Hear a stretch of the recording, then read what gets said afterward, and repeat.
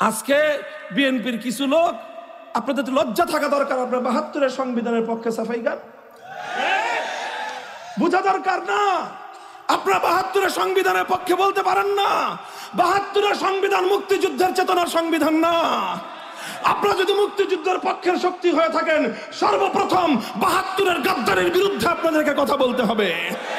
৭২-এর সংবিধান ছিল ৭১-এর মুক্তিযুদ্ধের সঙ্গে গাদ্দারি, ৭১-এর মুক্তিযুদ্ধের সঙ্গে বিশ্বাসঘাতকতা। ধর্মনিরপেক্ষ মতবাদ ভারত থেকে পাচারকৃত মতবাদ। ভারতীয় আধিপত্যবাদকে রুখতে চাইলে ভারতীয় মাল, ধর্মনিরপেক্ষ মতবাদ দিল্লিতে পাঠিয়ে দিতে হবে।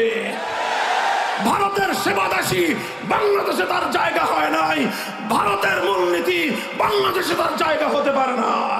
2024 সালের জুলাই আগস্ট বিপ্লবের পর আজ বাংলাদেশে দাঁড়িয়ে